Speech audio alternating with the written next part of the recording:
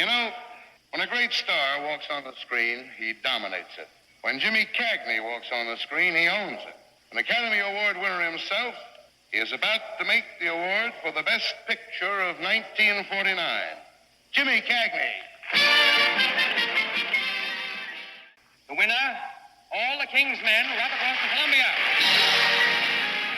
Welcome back to The Better Half. I'm Bradley J. Halverson, and here with me, she's my better half. It's Carly Corio. Hi, Carly. Hi, Bradley. It's so nice to see you today and every day. Aw. Aw.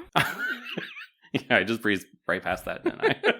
Carly, it's episode 10. We did it. We did it. We're 10% there. I mean, by the end of this Truly. project, if we go at the rate we're going, there will be 100 films out by the time we're done. Yeah. So, yeah, we're at 10 of 100. I feel like we are in such a rhythm, too, with these. But also, like, God, we have so many more. Like, there's so many more. I know. I feel like we're almost done, and we're not at all. So, this is our lives now. I was thinking last night, I'm like, wait, so I just have to always be watching one of these movies? And the answer is yes. And this project is going to take, like, as long as college. Like, our first college, you know? The first time. The first college we did. Podcasting is a full-time job. It like, is. oof, wow. It is, but I wouldn't be doing it with anyone else. And I'm thankful that I have this to, do instead of our actual full-time jobs. Mm-hmm. Preach.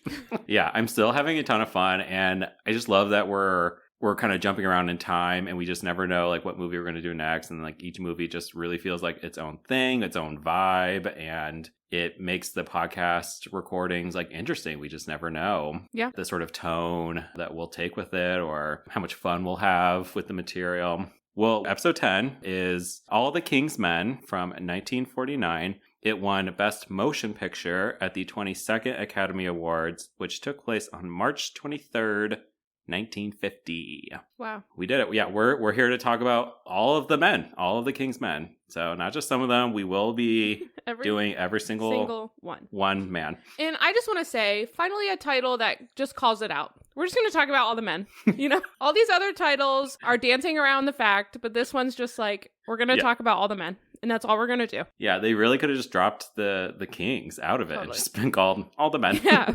And that could go for most of the movies we've watched. But yeah, so it was nice to have some truth and honesty up front with this film. But number 10, I'm glad we made it. And it was a pretty good one. I'm excited to talk more about it. Yeah, me too. You know, we are here in the late 40s, so black and white picture is back. I will say this time not as nice looking as The Apartment, which clearly has been remastered a little bit, updated, not with color, but just high quality. This was like that classic ratio size. You could see, you know, the sort of film filter right during the movie. So this truly feels like you're watching like an old ass movie, which we are. Yeah. And you know what else is back? The long opening credits. Yeah. So before we get into it though, Carly, what do you have for us for a synopsis? All the King's Men is the story of the rise and fall of a political titan, Willie Stark, in the Deep South during the 1930s.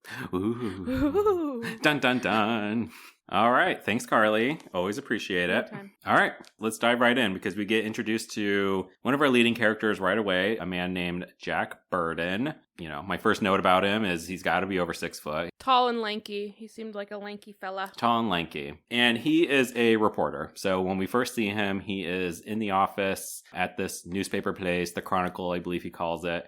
And he's having a conversation with his boss, and his boss is giving him an assignment. He wants Jack to go to Sonoma County, which apparently is not local, and do an article on a man named Willie Stark, who is running for county treasurer. This assignment seemed kind of weird to sort of send a reporter to this little like one road county, this little tiny town in an unnamed southern state. This movie does not ever specify what United State we are in, but this is definitely based in the South. And for some reason, everybody in the state is very interested in the local election of a county treasurer, which I don't understand. So Jack is like, oh golly gee, here I go. Oh my gosh. So he heads out to Sonoma County, and like I said, it's like one major road, kind of like in the backwoods. Like it's a very 1930s style small town, if you will. Yeah. And as soon as Jack arrives, Willie Stark giving a public speech just right there on the street. And I believe everyone in town is there, all 15 of them.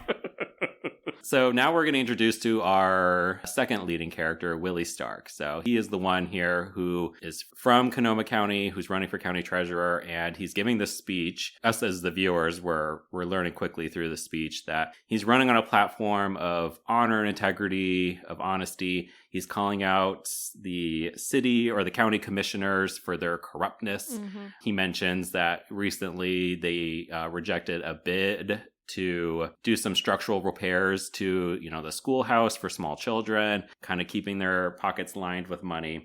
And Jack is observing all of this, Jack Burton, and the speech gets interrupted by the police. The police show up and they're like, hey, Willie, you're kind of breaking city ordinance 222, which says, you can't talk to anybody ever. And so we're detaining you.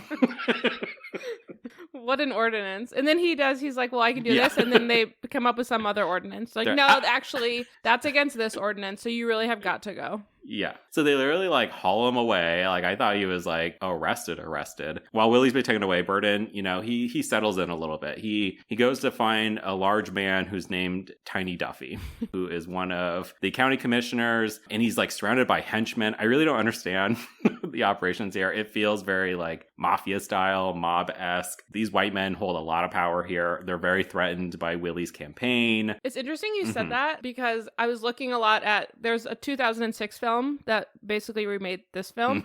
And James Gandolfini plays the guy that you just said. Tiny Duffy. Tiny Duffy. Yeah, James Gandolfini does. So that's interesting because he is basically the mob. Right, yeah. So it's funny you made that connection. Yeah, well, I mean, again, all these, Burton kind of walks in and he asks to speak to Duffy, and he's suddenly surrounded by all of these guys in suits and being like, what are you doing here? What do you want? What newspaper do you come from? And he's like, the Chronicle. And they're like, you came a long way for this. And kind of my thoughts exactly. Yeah. What's at stake here for the Chronicle newspaper? So Burton is treated with major suspicion, treated really coldly. And he mentions to Duffy here, hey, why'd you detain Willie? Why'd you arrest him? And they're like, oh, we didn't arrest him. Look, there he is. And then strolls in Willie being escorted in. And so this kind of gets cleared up. And so Burton, who of course is here to write an article on Willie, kind of actually introduces himself and begins this relationship with Willie that's going to be pretty important to the rest of the film. And Willie really presents here as endearing, lovable, and seems to be a man filled with integrity. Yeah, he almost has a warmth in the beginning of the movie. You trust him. Yeah.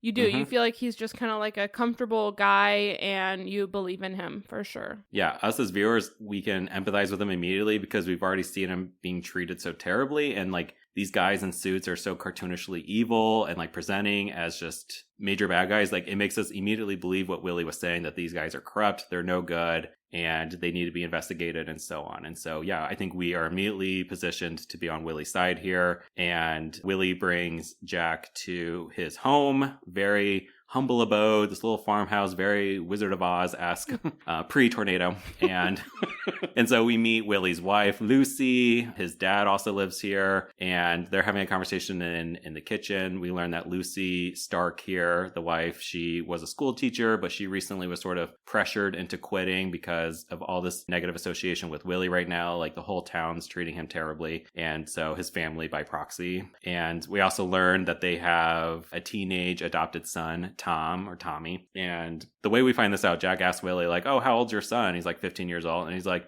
but how long have you been married? And he's 9 years. He's he's adopted, okay? Oh my God. Oh my God.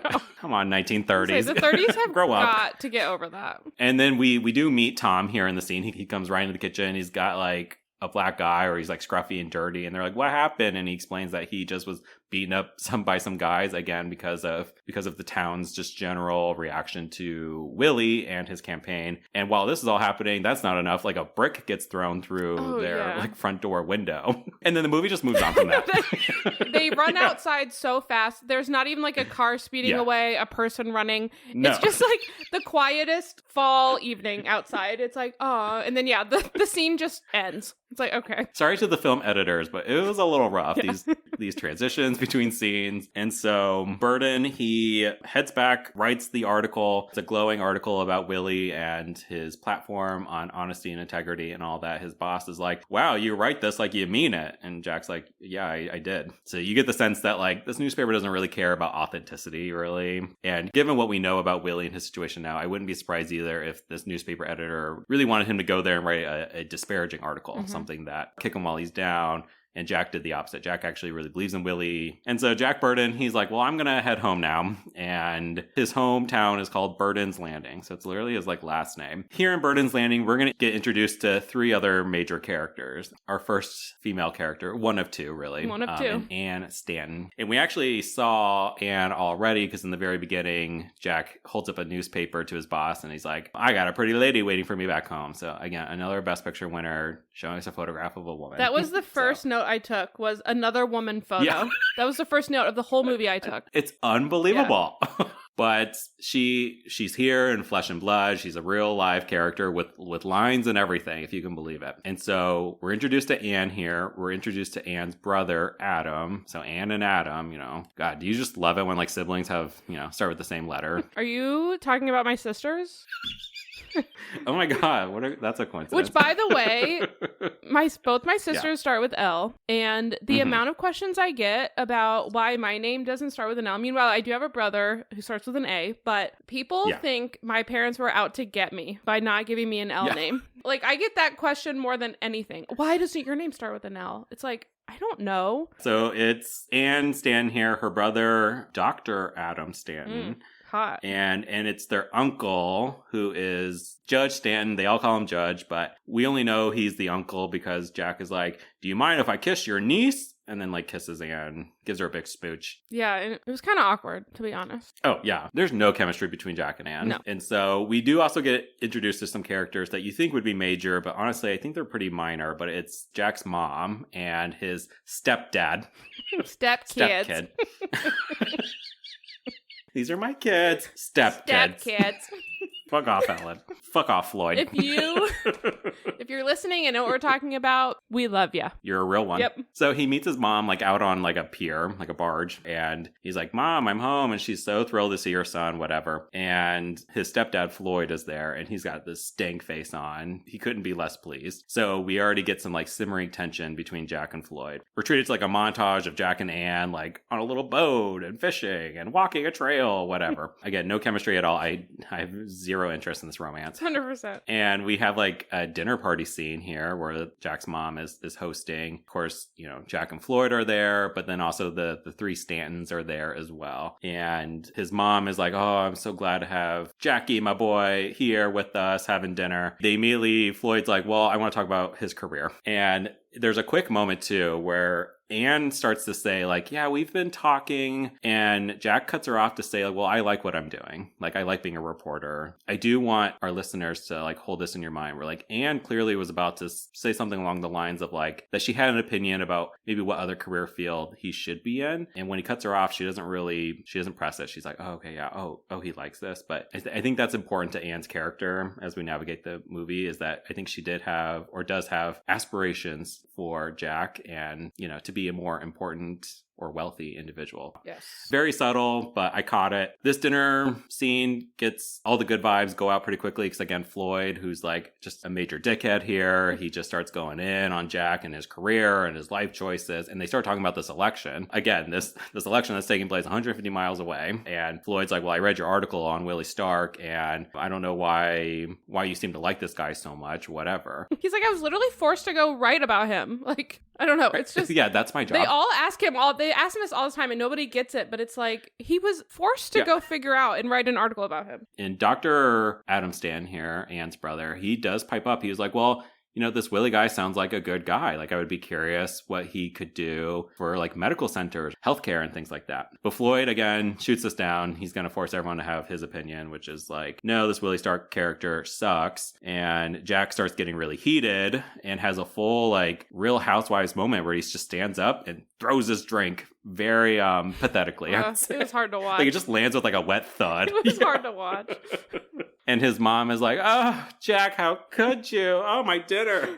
And Jack kind of storms out, and his mother quickly chases after him. She's like, please, you got to apologize to Floyd. And he really is like, Mother, I have no respect for you. This man sucks ass, and you just love his money, and you love your lavish parties, and yada, yada, yada. And you're trying to convince yourself that you're happy, and you're not. So he really just clocks her tea immediately, just cuts her off at the knees, just like eviscerates her with his words. And I believe he's like been home for like one day, like less than 24 hours. And again, this is kind of like the last we see of his mom and Floyd. Like, yeah. But before Burden leaves, though, he does have a scene with Anne here at her home, and he's talking about his wishes, right? He does express like, oh, like, God, maybe if I had a little bit more money, like we could run away together. And Anne is like, yeah, I wish you did have a little bit more money. And he's like, what, you want me to be like your father, the former governor? And he like points to this like large portrait of another white man. And so I guess we learn that like the Stan family is connected to a former governor of this, again, unnamed state. So Anne kind of comes from wealth and power. Her family does. And again, her brother's a doctor, her uncle's a judge, and we don't even know what she does, but she certainly has a lot of...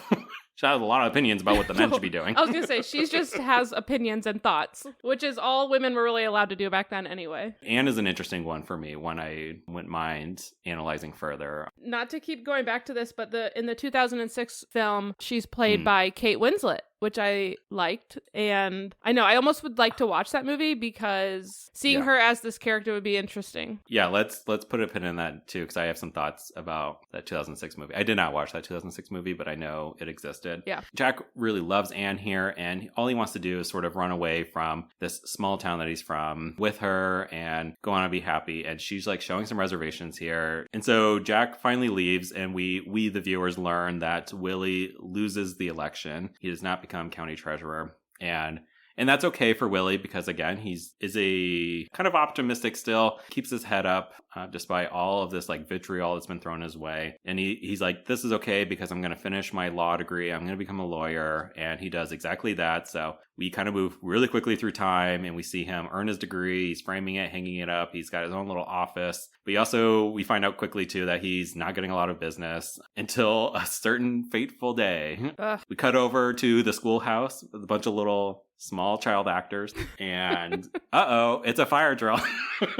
And so they all start heading down this like metal stairway, kind of fire escape looking stairwell or whatever. And the camera just starts to pan over and zoom in on like where the stairs are sort of like bolted into the wall. We just see it start to shake and shake as the kids are going down the steps. And then we see it pull away from the wall. And then we're just treated to like screams, just children screaming in fear and pain. And then direct cut to a funeral with a bunch of kids watching. Everyone's there. The whole town is there. Yeah. And you immediately realize what's going on. And yeah, it's pretty dark. I assumed Brad really liked this part of the movie, but I thought it was pretty devastating. But I could also see immediately I could see where it was doing for the movie. But yeah, I was like, wow, Brad probably loved that. I'm laughing more like shocked that it happened. Yeah. And like we don't see anything, right? We just hear their awful little screams. But I did write OMG dead school children ?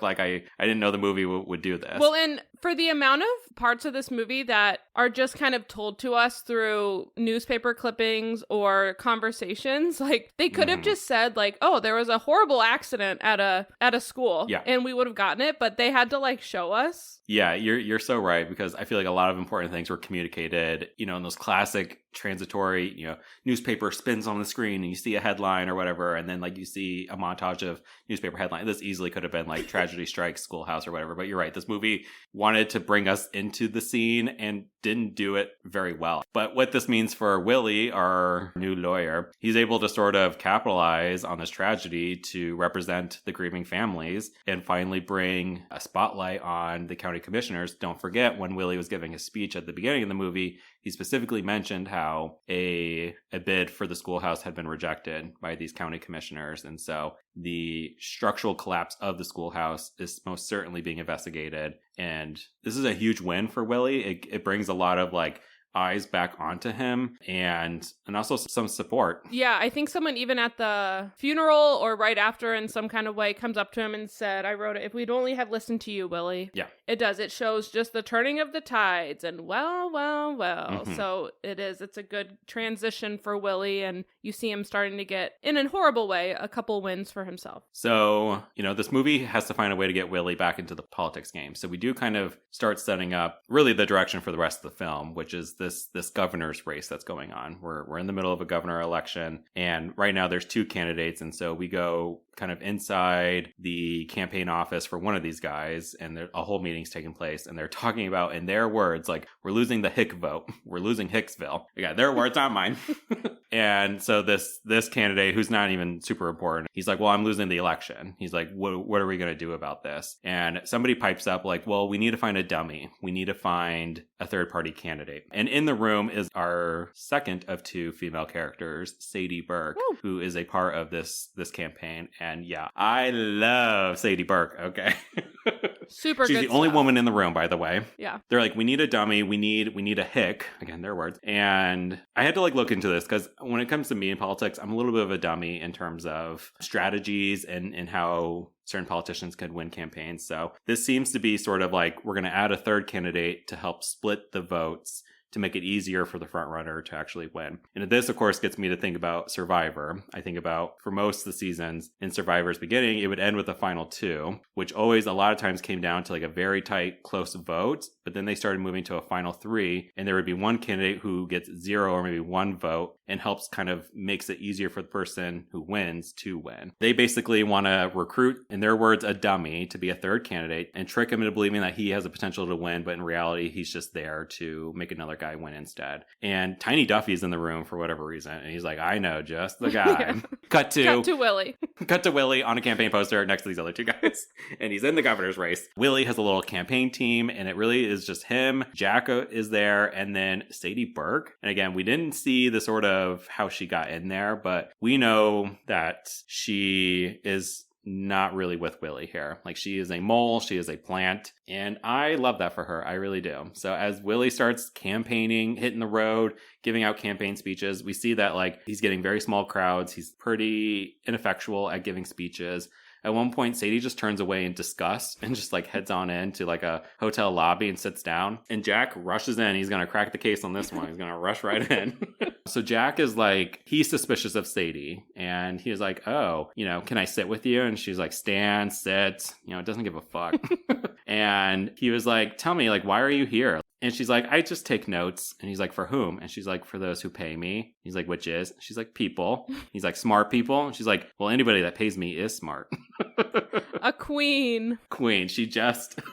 her quickness, her wit, yes. Like it's unmatched. And she has this like New York like accent, she's like, you could just tell she's like a smart woman, and you're just immediately drawn to her and you just love it. We immediately know what kind of character this is. Like, she comes in just fully formed. And the way that she will state things with such bluntness and honest and just matter-of-factly, but like in an objective sort of way, it's like she doesn't really care what's going on here, right? All she cares about is being paid, and she will just admit as much. And like, I love that. Like, she's going to back the candidate that she knows is going to win. Yes. And I love that too. So she pretty much admits to Jack, like, yeah, she's a mole and this is a frame job for Willie. He's never going to win governor. And so Jack is like, and she's like, you can tell him if you want to. Again, like, I don't give a fuck.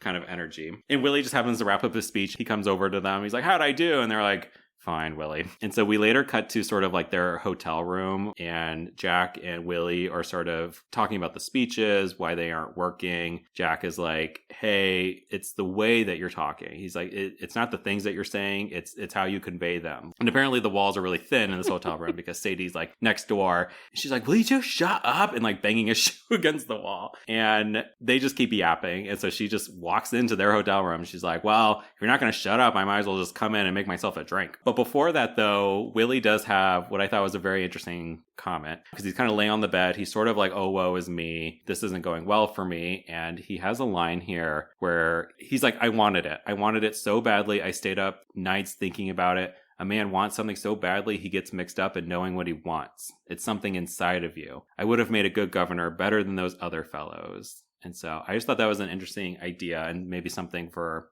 you, the listener, to hold in your mind. Like, he really wants this. He wants this position of power, and basically says wanting it sometimes mixes up in his own head what it is that he stands for. Sadie kind of comes in, again, makes her presence known, just owns the room, makes herself a drink. And Willie's like, well, I know I'm not going to win. I'm not going to win this race. And Sadie's like, oh, you told him? Yeah. Over to Jack. And Willie's like, told me what? And so the truth is out. Sadie's like, we're framing you, you big dummy. It's a frame job. And Willie's like, oh, man. Aww. And then drinks a lot. Yeah. I don't know if this is the next day or just it's the next sort of campaign event for Willie, but they're at a fairgrounds. They have like, Jack and Willie have a weird moment where they're like on the swings and these kids are just aggressively on the swing set next to them going so high. It reminded me of the episode of Friends when Rachel's afraid of the swings and then Ross just gets nailed by this kid on the swing. But Willie is like pretty much down. Like he knows the truth. He's dispirited here. He's also hungover. Yeah, I think he's like hungover or he's drunk, remember? Because they're like the hair of the dog. And he's like, did he eat the whole dog? So he gets up on stage and he's got his little like cue cards or whatever. But he starts speaking and then he kind of throws it out. He says, listen to me, you hicks. And then he really spits the truth. Yeah, literally says the word hick 100 times, it feels like, in this speech. And in a way, he says, listen to me, you hicks. And then he also basically is like, I'm one of you too. And really gets to like, to a relatable place with them. And you can see he's given up in a way, but he also is starting to speak like from the heart, which is what Jack had told him he's not doing. So it was a good turning point in the movie where he's lost. He's not going to win, but you start to see the real Willie coming out. And again, it sets up where you kind of see the movie going from there. Yeah, that's exactly right. Like, it's like suddenly when he stops trying is when he starts becoming better at campaigning and better at being a politician. And he really does receive the public support from this. But the speech starts to get just angrier and angrier. Yeah. This speech goes over well and he gets a lot of public support, but we learn quickly that he does in fact lose this race. And Willie turns to Jack and he's like, it's okay because I learned something. And Jack is like, what did you learn? He was like, how to win. Learned how to win. And he's got this ominous sparkle on his eye. That, as I was reading a lot into the movie, is like a very popular line. Yeah, it was good. Like, because I felt it. And this was, I think, the first moment for me where I'm like, oh, a little chilly, Willie. Chilly Willie here. However, the movie has to jump forward 4 years down the line because he did lose the governor's race. So we have to wait until the next election. But this is where I think the movie speeds up a little too much for my liking. We get a lot of sort of voiceover narration from Jack explaining that for Willie's like second run at governor here, that he is very popular in the state. A lot of people like him. And he has mysteriously found ways to fund his campaign. But Jack says even further, like, you know, there's a lot of rumors going around that he's making all these shady kind of back alley deals. We get like montage clips of like Willie being handed like checks. And we learn with Jack too that because of his support of Willie, he ends up quitting at the newspaper. Like his newspaper editor boss guy is like, you need to go negative on Stark. You need to quit with all this. And that was like a final line for Jack. He was like, no, I quit, because he's that loyal to Willie and to what he believes in Willie. And so for these last 4 years, Jack hasn't really found any stable employment. When we finally see Willie again, he's like in a building with like Tiny Duffy. Some of his other henchmen are around. And Willie is dressed exactly the same as them in this like suit and tie. He's walking up the steps, standing above all of them. His aura, it's different. He's so confident. Yeah. He walks with more confidence than you've ever seen. Everything from his dress, like you could tell the actor made it intentional that he like is different starting in this scene. Jack is here with him. He's going to be staying with him. And Jack at one point is like, why are you keeping like Tiny Duffy around? And he was like, I like to keep him in his place as a reminder. And again, you're just like, oh. Ooh. And you can kind of see it on Jack's face a little bit of like, I don't know exactly how I feel about this, but I'm just going to roll with the motions here. Okay. And guess who suddenly is supporting Willie all of a sudden? Our girl, Sadie Burke. She is Team Willie now. Team Willie. Because now he is the one who has the public support, the money. And that's just what I love about Sadie. I've already brought up Survivor, but this reminds me of like Big Brother. Like Sadie is what we would call a floater in Big Brother, somebody who will just flock to whoever is in power. And she has no shame about that, which is what I love about her. Willie's telling Jack that, hey, like I want to hire you for research. And Sadie's like, yeah, we need some research. Basically, they want to hire Jack to be a reporter and find dirt. They need a dirt guy. And again, the movie really doesn't, and I wish it did a little better job at letting us in on Jack's head and his thought process a little bit, because like, I don't know why he seemingly so readily agreed to do this job, but it's clear to me that he's somebody who is just kind of almost blindly loyal to Willie. He sees that things are different now, but he is sort of like doubling down on his opinion. Rather than questioning whether or not he should still remain loyal, he is doubling down on it, probably due to an inability to admit that like, I might be making a mistake or I had made a mistake. Yeah. Well, and he's kind of stuck here. I mean, he left his job. Yeah. Because he put all of his eggs in this basket. So he's like, well, my eggs are here. Jack asks him about money and is like, yeah, like, how do you have all this money or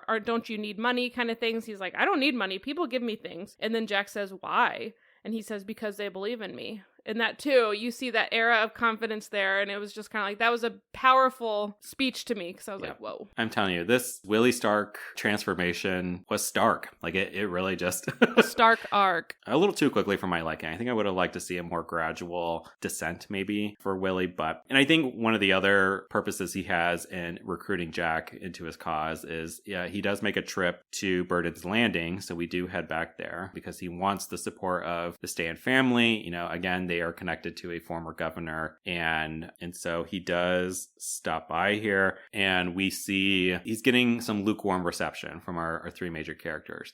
Anne seems to be very interested in anything that Willie says. She's over in the corner, just like googly eyes, like eating it all up. She is on the Willie train. Her brother, though, Adam, he is a little bit more resistant, a little bit more like, I've heard about these shady deals, and he's like, I don't know if I trust that. And Willie's like, well, what if I build you a hospital and make you director of it? And Adam's like, I'm not super comfortable with that. Willie has some work to do for the brother here, for Adam. And then for the judge, he promises the judge, well, if I win, I'll make you attorney general. And this is one where the judge is like, okay, yeah, that sounds nice. Let's do it. Yeah. And so he really gets the support of the Stan family, even though Adam has some reservations here. And it's quickly revealed to us after his trip to Burden's Landing that Willie wins. He's the governor. Governor Willie. And he goes out and makes a big speech, and he's promising he's going to like build a hospital and all these things. And so then we get like a montage of like roads being built, football stadiums being built, Carly. Big fan. I don't know how exciting that was for you. Yeah. Built a whole football stadium, and then somehow places his teenage son as like star quarterback on this team. And a lot of times you'll see, and like they show the hospital, it's like Willie Stark Hospital, Willie Stark Stadium. Like you can just see he's putting his literal stamp on the whole state. And I wrote, Stark gets down to business. He does. But he does have some, I would say some PR issues to deal with, because he's being a little showboaty with just his new position of power and how he's kind of treating the people around him. There's a really funny scene where Sadie is just fuming one day because she sees a photo of Willie at some nightclub with like two women on his lap. And she's fuming. She's just yelling to anybody. Jack comes in and she's like, I'm gonna kill him. I'm killing him. And he's like, what did he do? She's like, look at him here with these hussies. She's like, I hate women, she declared. Yeah. Again, queen. But I do think there is some subtext going on here, right? Like there is, I think Sadie's display of emotions here is a clue to the fact that she also was perhaps on Willie's lap at one point or another. But now he sort of flaunts this around. Because everyone around him, including him, is like, it's not a huge deal. Like, yeah, maybe this picture isn't great, but they really downplay it. And like you said, I kind of was like, oh, Sadie's like a little too angry about this. And it did. It started to make you question. But again, how Willie reacts to this. And it's just kind of like, it's fine. And blah, blah, blah. Yeah. And I took a note. I was like, Willie Stark is kind of the worst now. Like just the way that he's like, you see all these clippings and you just start to see like, okay, he's not the old Stark. You can just tell. Willie and Sadie, they like head down the stairs and they bump into like Anne. And she's like, oh, Mr. Stark, hi. She's like, I just wanted to come see you to talk about like this project I'm working on. And he's like, oh, no worry about it. Why don't you stop on my place later? You see? Yes, eh? So we're like left on that unsubtle little cliffhanger. But Anne and Willie are going to be meeting up later. We won't see it on screen, but... And Sadie, during this interaction, just has, again, the biggest stank face. She hates Anne and all women, but I just love it. I love her bitchy energy. So it's very clear to us as the viewers that Willie Stark is no longer the man that he once was, claiming to be a man of honor and integrity and honesty, and has pretty much become the monster he once was fighting against. And we get a good example of how low he has fallen here, because we get a scene where he is in the midst of kind of covering up a scandal with one of the people on his administration, this guy named Pillsbury. Pillsbury's been up to some dirty stuff, and Willie is going to hush it all up by forcing Pillsbury to write a resignation note, and literally tells him verbatim, you're going to resign as auditor for X, Y, and Z reasons, and then you're going to just disappear from my life. And Judge Stanton, the Attorney General, comes in for this conversation, observes all of this, and when Pillsbury leaves, he looks to Willie and he's like, hey, what are we doing here? Like, this man, Pillsbury, is guilty. Like, he shouldn't be resigning. We should be investigating him, and I'm the Attorney General. I have to prosecute him. And Willie's like, no, you won't. No. It's fine. It's all good, Judge. And Judge is like, actually, it's not good. You fuck. You fuck. And golly gee, you fuck. I know. It was surprising for a 1940s movie, but it was in there. And so the judge quits. He's like, I quit, bitch. And Willie's immediately like, well, you're not going to say anything to anybody, are you? You're not going to go over to my political enemies, are you? The McMurphy team, right? You're not going to do that. He's like, I'm done with politics. And Willie's like, okay, great for me. Great. But the judge does not do this. He does not go to the other political team or whatever, the McMurphys, but he does tell the press about this, cover up this scandal. And there is an investigation, which results in a quick courtroom scene where basically Willie is absolved of this, isn't held accountable, and it's all done and dusted. Willie walks out to his car, and the back window rolls down, and there's Anne. And this is finally where we find out, have they been fucking? He's like, hey, Anne, baby. He's like, things have been so crazy with this scandal, it's just better that we don't see each other for a little bit, and no, I can't divorce my wife, Lucy, it's just now is not the right time. It was giving the apartment, I can't possibly divorce my wife right now, and we should take a break. Right, it's Christmas Eve. Yeah, exactly. I'm with my family. Are you nuts? So yeah, it was giving that. And again, Sadie is there because why not? And she's just like in the corner of the room, so fuming. Fucking pissed. So we, the viewers, find out that Anne and Willie have been trysting. And so that's kind of, because we don't really even know what the state of Jack and Anne's romance is, right? Like this sort of subplot is being dropped. Obviously, Jack still loves Anne, whatever, would do anything for her, but clearly she's going to go where the power and influence is. And she's really entrenched in Willie and what she thinks he stands for, and can't see anything otherwise. Just has the love goggles on. So the judge did leak all that to the press and unsuccessfully tried to get Willie to be exposed here. So Willie, of course, is going to plot his revenge. And so he asked Jack, he's like, I'm going to need you to find dirt on the judge now, because we need to make sure he doesn't say anything or try to help my political enemies in any way, so on and so forth. And Jack hems and haws about this a little bit. And then he's like, okay, I guess I will. Yeah. And he heads back to Burden's Landing with Anne and Adam, and at first, things are pretty jovial. Adam's like, oh, I haven't touched this piano in years, and sits down. And Jack's like, Anne, get us some glasses, get us some drinks, woman. She's like, oh my God, yeah, I would love to. And they're toasting, they're to us. And Jack can't help himself. He's like, yeah, and to you, Adam, the new director of this medical center that's being built. And Adam's like, are you fucking kidding me? He's like, you can't let it go for one night. Can you not try to work me right now? He's like, I'm not going to accept this job. And Jack and Anne are both like, why not?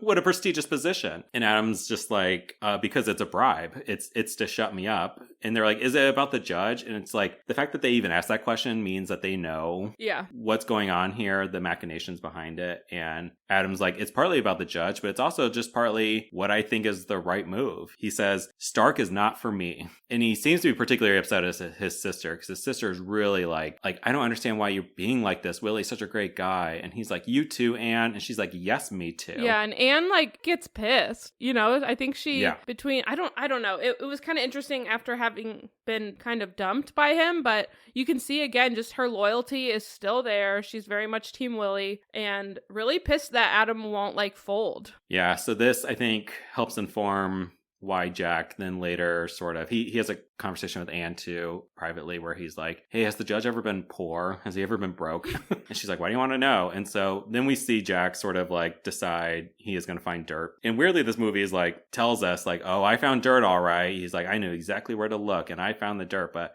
I don't think the dirt was ever really... No, they kind of hint at it later, and that's something that we haven't really mentioned is Jack is narrating this whole movie. Yeah. He's narrating. So we get pretty much all of the behind the scenes, or a lot of the exposition is from Jack's point of view. Yeah, which is why it's so interesting that I feel like the movie really doesn't let us into his head a little bit more for his decision making. And like, he's starting to, I think, see things a little bit more clearly, but we're not really seeing him go against Willie in any way. This is kind of true in the next scene as well, where like he leaves Burton's Landing and he has a scene with Sadie, who he's like in his room getting like ready or something like that. And she kind of walks over and there's like a framed photograph of Anne and she picks it up. She looks at herself in the mirror and she's like, oh, no wonder why he loves her. He's like, no wonder why. She has this like perfect snow white skin. And I had smallpox as a kid and that's why my skin is so bumpy and ugly and disgusting. So rough and ugly. And I was like, oh my God. And Jack is like confused because she's like holding up a picture of Anne and she's kind of cluing Jack here, either intentionally or just unintentionally. She's kind of cluing Jack here that like Anne and Willie might be fucking. Yeah. He gets really heated with her. He even slaps her, which I did not approve of, Jack. He's like, what are you talking about? What are you hinting at? And she's like, he ditched his wife. He ditched me. He's going to ditch you too. The tides are turning for Sadie. Yeah. She really has been off the Willie train. And so Jack is like hearing this too. And we then see him talk to Willie at the football stadium. He's like, well, I heard the doctor is like out. He's going to turn down the director. And Jack's like, wait, how'd you hear that? That just happened in a private conversation between me, Adam, and Anne. How could you possibly know that already? Oh. And Willie's like, I got people. And then Willie directly asked Jack, like, did you find any dirt on the judge? And so this is kind of the one and only moment really where we see Jack not give Willie what he wants, because we know that he has the dirt on the judge, but he does not give it to Willie when directly asked about it. And then Willie's kind of distracted because then the football coach comes over and he's like, hey, your boy is a mess. He's showing up to practice drunk. And Willie gets really mad at Tom and berates him in front of the whole team and tells them like, you got to play by the rules, which is ironic. But apparently, and this is only being like revealed to us right now really quickly, that like Tom apparently like is struggling with this association with Willie and is drinking a lot. And we go from that to him with like an unnamed woman in a car and he is jugging a beer while driving. The girl next to him is like, faster, drive faster.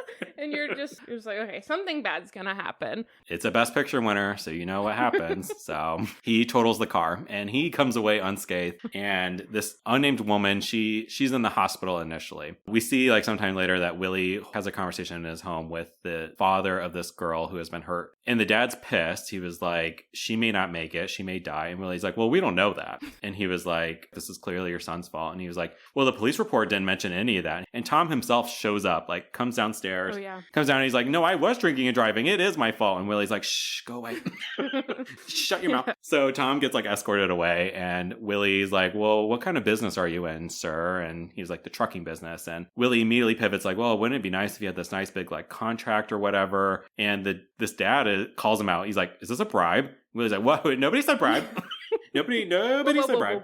So the dad turns down this obvious bribe and like leaves, and Willie just sort of ominously tells one of his like henchmen guys, whose name I believe is just Sugar. Yeah, Sugar. And he makes Sugar go tail this guy. He's like, go follow him. And then we find out from a newspaper headline that this girl does die. And it says in the newspaper that her dad's now missing. Yes. Like, and yes, dad of dead girl now missing. It's like, oh, okay. Things are kind of getting intense. And so Tommy, of course, is doing worse because of all this. And there's like a locker room scene where I believe it's Jack and Willie. They're both in there. Tom's fed up. He doesn't want to play this football game. He doesn't want any part of it. He just wants to be left alone. And Willie's like, you're going to go out there and you're going to play because we need to act like everything's good and normal and go out there and boost everyone's morale with a big victory win. And his son, while shirtless, is like, okay, fine, Dad. And like his... shirtless. I did screenshot it for the socials. But also you see his like football pants, you know? And it's so interesting to see the padding back then. It looks the padding. Yes, it looks like drag queen padding more than like football padding today. It was so funny to see. I was assuming you had caught that, but I was like, the padding on this guy, like, it's just so, because we only see the back of him, and he's got like this power stance on, but like it looks really bizarre with like his padded bottom. He has womanly hips. Yeah, I can't wait. Like, hourglass figure on lock. It looks like a drag queen padding. I was so funny. So Tommy goes out there and he plays the game. Tommy was saying, he's like, no, my head hurts. Like, I don't feel so good. He kept like putting his hand on his head and just kind of being like, oh, I have this bad headache. And you can tell Willie's like, you're fine. Like, you got tested out. You're fine. And so that's when, he's even not playing at first. And you hear the whole crowd being like, put in Stark's kid. And then finally, they're like, and then I think Willie even goes down and is like, hey, you need to play. Like, you need to go in, like I said. Yeah. And so then, the coach is like, all right, get in there, Stark. Willie, trying to save his PR image because of this recent scandal, forces his son, who's not feeling well, who wants no part in this, forces him to go out there and play. And so he's out there for a few plays, and then we just see him get like nailed. I don't just like tackled in a bad football way, I guess. We know it's dramatic because the whole crowd goes, so this is kind of wild, but Tommy is paralyzed.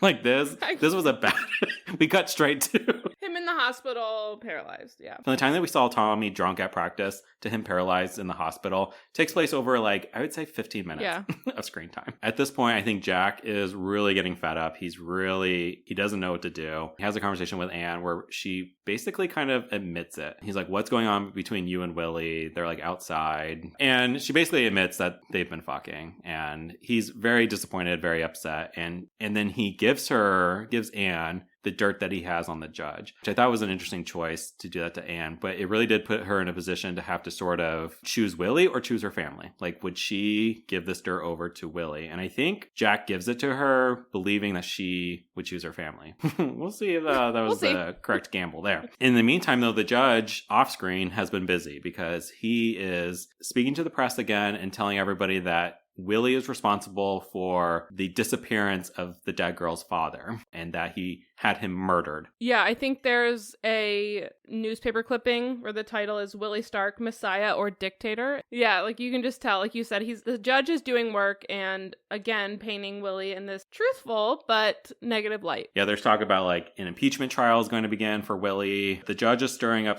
some trouble for Willie, who with Jack goes to Burden's Landing again to confront the judge and has this conversation with the judge and begins to sort of hint at the dirt on the judge. Jack and us as the viewers now know that Anne did, in fact, we didn't see it on screen, but she gave the dirt over, she chose Willie over her own uncle. Yeah. And so Willie puts the pressure on the judge with the dirt that he has. Jack looks guilty, like you contributed to this, you found the dirt, you gave it over, you could have just burned it, Jack, but here we are, this is your doing as well. The judge is like, no, like I don't know, I at least want some time to think about it. And Willie says, okay, I'll give you until tomorrow, I'll give you a night to think about it. And he's like, okay, give me one night. And then he steps out, and like the whole family's gathered, and then all of a sudden you hear the bang. And this was not a champagne bottle. I was just gonna say, I was like, I've seen this before, I know it's a trick. But they all run in and the judge has shot himself. So now things are really ramping up. From here, like a lot of things are happening. Like Willie is preparing for a re-election campaign. A lot of the marketing now is, calling him either a messiah or a dictator. Like you get the sense that he's not super popular. And he has this like impeachment trial still. And this is a big public spectacle. He still has a lot of public support because there's a bunch of people out there outside the courthouse protesting this. They got signs and it's all like pro-Willie kind of support. And, some guy is getting on an intercom and being like, say it with me, everybody. Like, we want Willie. We want Willie. Like, he's like that guy in Parks and Rec who's always starting chants at the public forums. It's like, ham and mayonnaise. Ham and mayonnaise. So the crowd is all like, we want Willie. And like, this is a manipulation as well, because inside the courthouse, they can just hear all this chanting happening right outside. All of this like pro-Willie support. Willies can use this to be like, the people love me. Look, they still believe in me. And outside, like all of our major players cosplayers are converging at this event. Jack is there, of course. Sadie is there. Anne is there, hard eyes. And her brother is like in the shadows. Her brother is there as well. Not happy, you can tell. Not happy. And basically Stark gets acquitted. He is not impeached. And so he comes outside to give a victory speech to the crowd right on the steps of this courthouse. He's getting the crowd all riled up. And as he steps away, we see that the doctor is there with a gun and bang, shoots Willie. I was going to say champagne.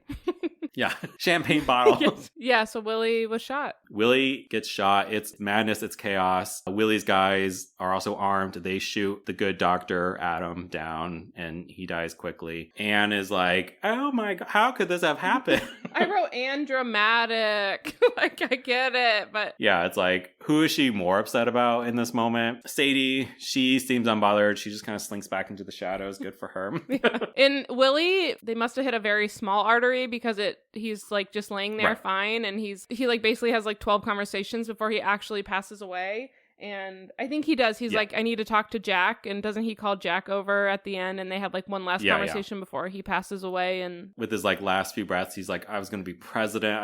It was going to be the whole world. And he just kept being like, why me? Why did this happen to me? Yeah. Why? And then, and end of movie, which kind of ended on like a woe is me, like, why did this happen to me? But that is how it ends. Yeah, let's talk about how we feel about it. I would say I really like the ideas in this movie. It's just like where we see Willie at the beginning and where we see Willie go at the end. It's crazy. I can't help but feel that this movie's a little too real. I think there are lessons to be learned from this movie from 1949 that could still be learned today, just about sort of people in power, the decisions they make. Corruption. Yeah, corruption, political violence. So this movie, I would say, stuffed to the brim. Yeah. Like, I feel like I took more notes than I did in any other movie because I just felt like so much was happening. But with that said, I think I still have some issues with the film. Like, I think I like the ideas of the movie more than the movie itself. This being black and white, and the scenes were a little wooden, like the transitions were awkward at times. You know, I'm very much spoiled by the modern times, right? And in these big budget movies and how good they can look. And so this movie has some very interesting ideas that are, I think, still timely. And my only other quibbles is I do feel like I would have liked to have seen a more gradual descent into corruption for Willie. I feel like it happens very quickly. And then where did Jack really land in all of this remains a question for me. Like, I wouldn't have minded maybe just a little bit more voiceover narration before the end credits to just be like, and this is what happened, and therefore I thought this, you know. I don't think we get a clear answer, and maybe that's fine. That could be intentional too. I don't know, Carly, what were your kind of like big picture thoughts of this? Yeah, I agree. I think the fact that this movie came out 75 years ago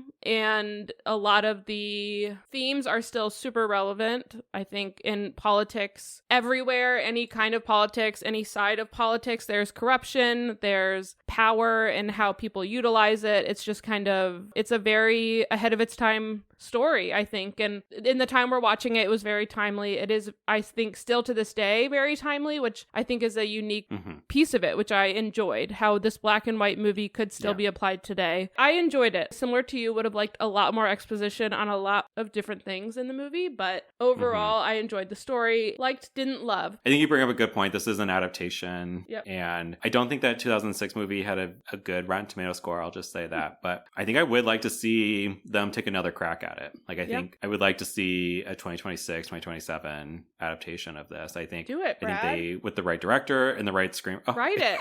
Me? Yeah, little of me. I guess I could, Carly. I know how to win. What's stopping That's what you? I've learned. You've learned how to win. Let's talk about our rating and ranking. The emoji we chose for our rating is the little like courthouse looking, you know, kind of those classic sort of buildings with like the stone pillars right in the steps. It's very similar to where Willie is shot at the end of the film. What was your rating? I'm interested to see how you rated this. I give this a 3. 3 courthouses. I oscillated between a 3 and a 2, but ultimately I think where I landed at a 3 is like the movie was interesting enough. It gave me things to chew on. It also made me think of some of my favorite reality shows, Big Brother and Survivor, and just sort of the social political aspect of that game, the social strategy, the way that you can whip up votes, the way that people determine winners, like all that kind of spoke to me. But yeah, I think the themes and ideas are really interesting. Like Willie's whole arc, I just wish it was told a little bit better, and I wish the movie could have been technically better. So I think for me, I'm going to keep it right in the middle, right out of 3. It didn't leave me too angry or offended. I didn't feel too bored. I just can see the ways the movie could be improved upon. I'm going with 3. What about you, Carly? Yeah, first reaction was a 2, but I do think the amount that I have thought about the movie since watching it, and I think just having talked about it and discussed things, and I think I'm a 3 as well. So I will leave it as a 3. I think it's a fine movie, no better, no worse. It's a fine movie. Well, I'll tell you before we maybe talk about the ranking, but I can reveal for you the Rotten Tomato score. Oh. How did the general public sort of rate this movie, if you will? Do you want to take a crack at it, or? Yeah, I'll take a crack. I feel like this movie was well received. Okay. I mean, but the Rotten Tomato score was not based on 1949 viewers. It's based on current viewers, correct? I'm just going to give it, let's say 95. I think it's a little better than Wings. It is better than Wings. It's at a 97. Oh my gosh. Those people will just like anything. Okay, 97. It definitely skews a little higher. I think 97 is a little too high. Yeah. Sorry, $1 Million Baby got a 90, and this movie got a 97. That's... Got 97. That's bonkers. Yeah. It got better than 12 Years a Slave? Yeah, it's in our second place now of just the movies we've covered. No. It's Parasite, then All the King's Men. That rating is feeling a little corrupt to me. Yeah, did Willie have a say in this Rotten Tomato score? Yeah, I think all of the movie critics that gave a rating on this were in Jack's little black book full of dirt, and he made them give good ratings. That's all. That's the only explanation for this.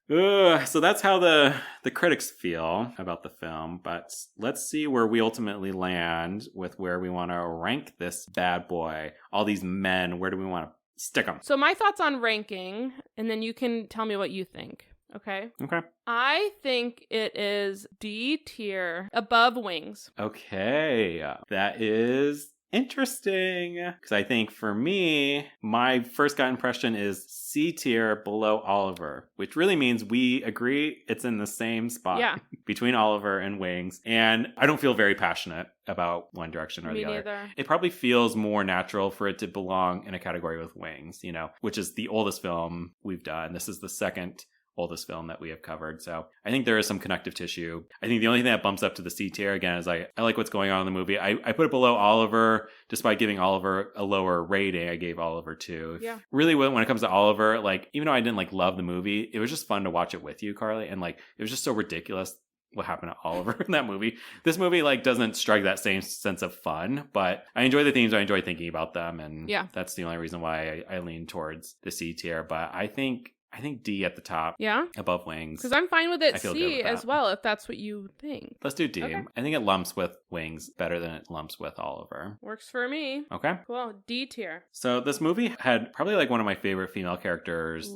I've seen in Sadie Burke here. I'm excited to learn more about the actor that portrayed him, but I'm wondering, Carly, if Sadie was enough for you to say that this movie is for all the girls. Good question. I said not for the girls. Only, Sadie Burke, yes, for the girls. But this movie, no, I just don't think it's for the girlies. I wish if I could do a biopic on Sadie Burke, or just watch more with the actress that plays her, because I was a huge fan, I would say yes. But no, I don't think this one's for the girlies, unfortunately. It just isn't something that we could sit around and enjoy, I don't think. What would you say? Yeah, I agree with you. I thumbs down for the gays. I think it's just a straight man's picture. It really is.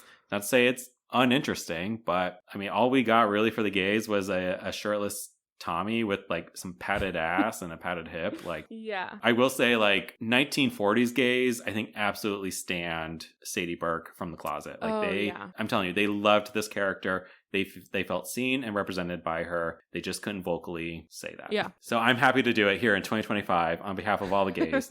We love Sadie Burke. This is for you, 1940s closeted gays. I'm a bit of a pioneer, if you will. But no, this is a straightforward picture. Yeah. Well, Brad, I'm interested. Tell us about these Academy Awards, please. Yes, this is the 22nd Academy Awards, hosted by an actor, Paul Douglas. He was pretty prolific during this time period, but a fun fact about him is he was initially cast to play the role of Sheldrake in The Apartment. Whoa. But he died. So he died before he could play it? Yeah, he died in 1959, and, The Apartment came out in 1960. Wow. And so it was recast to that guy who won the Disney guy. Mickey Mouse Club.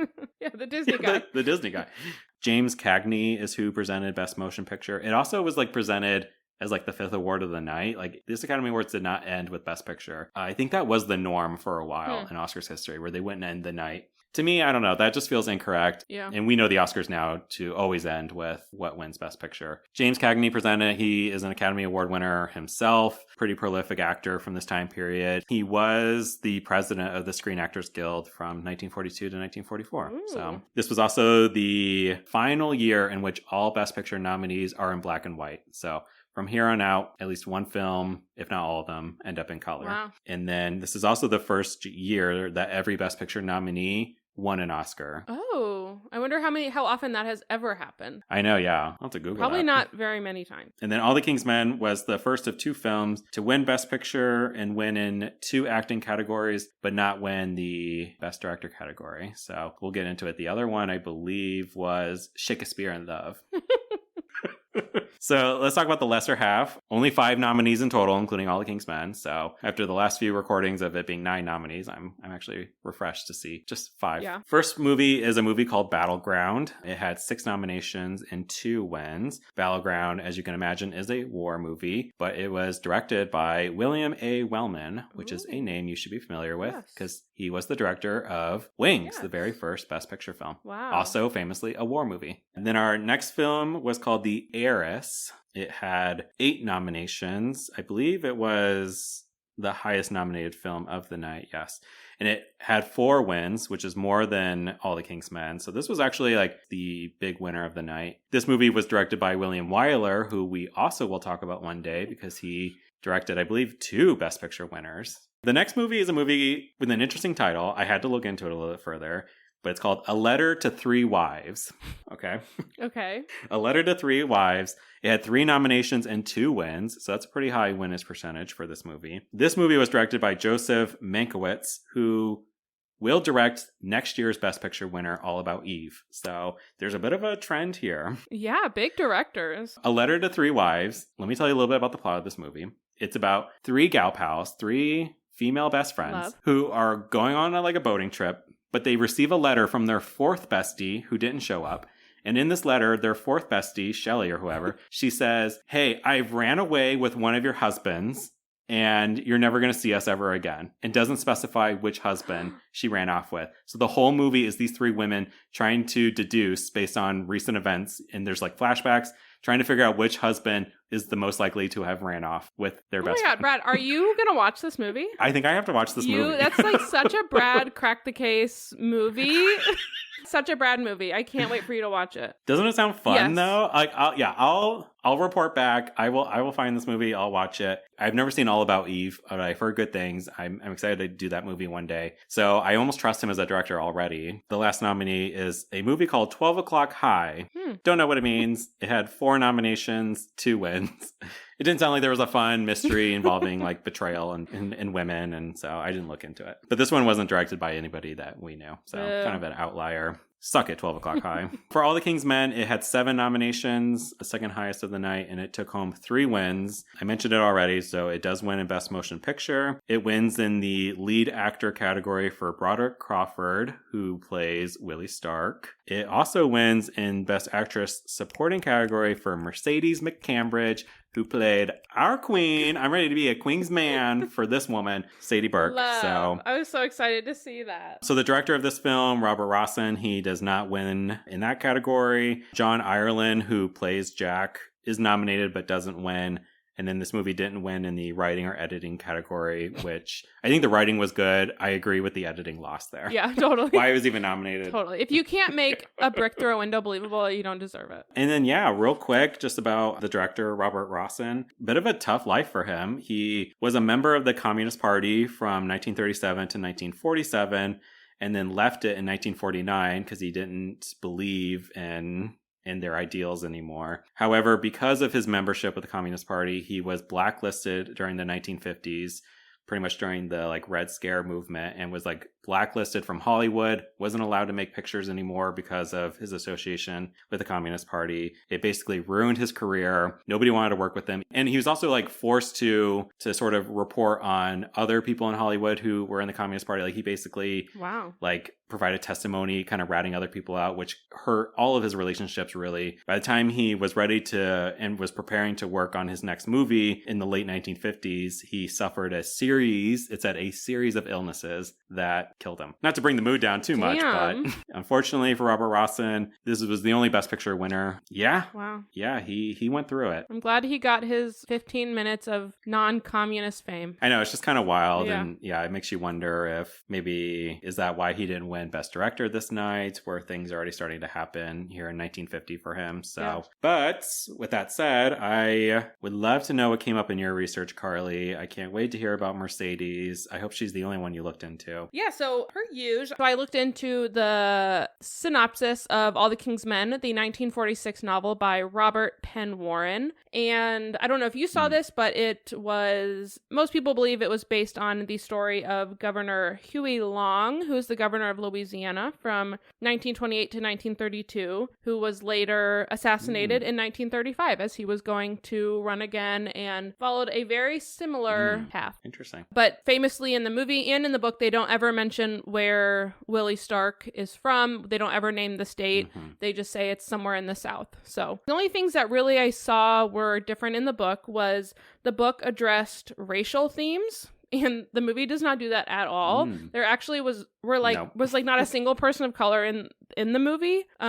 There was one article I read where there was like one person of color and he was like a waiter and they don't even show his face. So they were like, that's literally as much color as there is in this movie.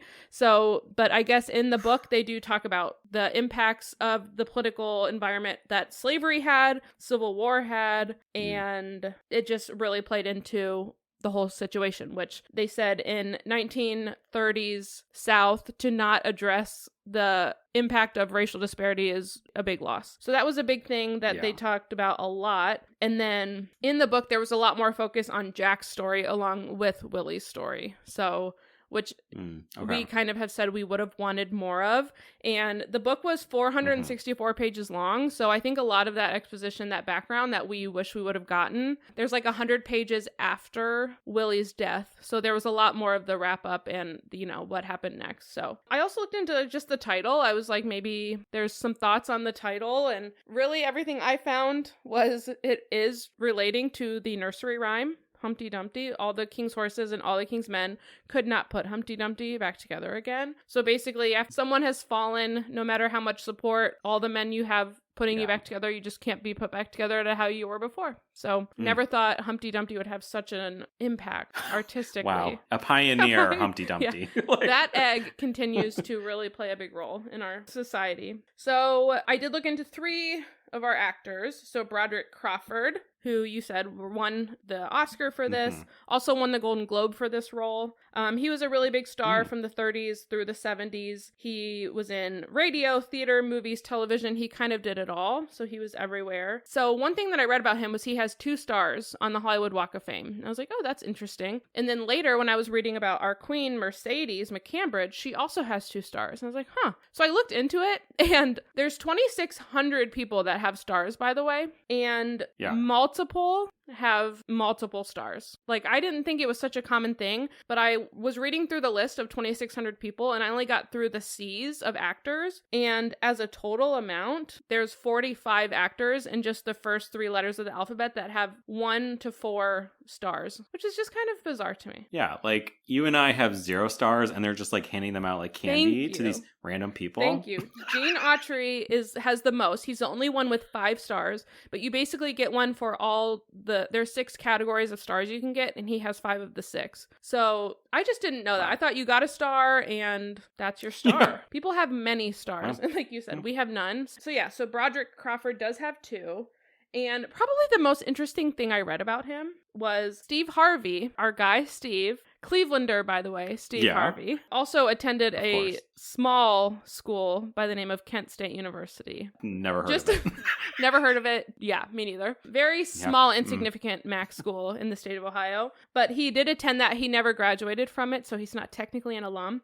But anyway, Steve Harvey came out on one episode of his very popular show, Family Feud, and said that his real name, and if you check Wikipedia, it is, his real name is Broderick Stephen Harvey. And he was named after Broderick Crawford. He said that on the show. Wow. I know. So something to think about next time we see Steve Harvey. I liked hearing that. The next person was John Ireland. Nothing really big came of John Ireland. He was the first Vancouver-born Academy Award nominee. So in the first 20 years of the Academy Awards, nobody had been born in Vancouver. So it was kind of cool. He also was in a 1960 film that I thought might interest you, a Stanley Kubrick film named Spartacus. Yes. I don't know if you've ever seen it, but he was in that film. I did, because I'm sure you remember I took a whole film course on Stanley Kubrick. I knew you were a big fan, yes. And we watched all Stanley Kubrick films in the order that he made them, and Spartacus somehow is the one I remember the least. Perfect. Yeah, so he was in a Stanley Kubrick film, which I know you would love. Okay, here's my favorite parts about him. So this movie came out in 49. In 1949, he married Joanne Drew, who plays Anne Stanton. So you said those two had no chemistry. No chemistry. Throughout the whole film, you said that multiple times, which always made me giggle because they were married for 8 years. From 1949 to 1957, they were married. They got married like immediately after filming this movie. So their lack of chemistry did eventually come back to get them, but it was just funny how many times you said that. Yeah, that is egregious. Yes. Like, how did you two perform in such a way? Right. They and you were supposedly falling in love. 100%. They fell in love while filming, and they still showed no love for one another on film. So they were married. They got divorced. He then married someone else named Daphne Cameron, and the two of them had 2 kids. One daughter named Daphne and one son named Cameron. Which I just cannot wait to have kids someday and name one of them Carly and one of them Corio. Just can't wait. A girl named Carly, a boy named Corio. Yeah, exactly. Like, what are we doing So I here? just thought that was like queen energy. Daphne was like, I know my 2 kids' names are going to be Daphne and Cameron. Okay? Big fan of Daphne. But then the last actress I looked into was, of course, Mercedes McCambridge, who played our queen, Sadie Burke. This was her, similar to Lupita in our last episode, this was her film debut, and she was nominated and won the Oscar for it. So that is on a short list of debut Oscar-winning roles. She also won the Golden Globe for this role, so she just cleaned up with this one role. It was her film debut, but she was not new to show business. She actually is better known for being a radio actress. So they used to have like radio TV shows and radio shows and all these things on the radio. And she was like one of the most famous radio actresses in the world. Wow. Yeah. So her voice was very popular, which I said, I loved her voice right away. And then I read that and I was like, oh, that makes sense to me. Yeah. She does have a great voice. You're yeah. right. Also has 2 stars on the Walk of Fame, one for radio, one for film. And then the last thing, you've seen The Exorcist, I assume? Yeah. That seems like a Brad movie. I guess she famously voices Pazuzu, the demon in The Exorcist, the 1973 Exorcist movie. She is the voice of the demon. So I have 2 movies I gotta watch. I got A Letter to 3 Wives, and I need to rewatch The Exorcist. She is the voice of this demon. I guess I read that she would smoke a ton of cigarettes before filming and recording her voice. And they very famously would tie her to a chair while she was filming this to have her better represent a demon being tethered to a human. Because in the movie, it's like this precious little girl, right, who's being possessed, and so she's tied up in the bed. I mean, you've seen the beginning of Scary Movie too. I assume it's the same thing. They must like dub over her voice when she's like in full like demonic mode, like tied to the bed. And, you know, again, it's a Scary Movie too. She says a lot of things, and it's Natasha Lyonne in that one, who also has a great sort of like raspy cigarette voice. Yes, you're so right.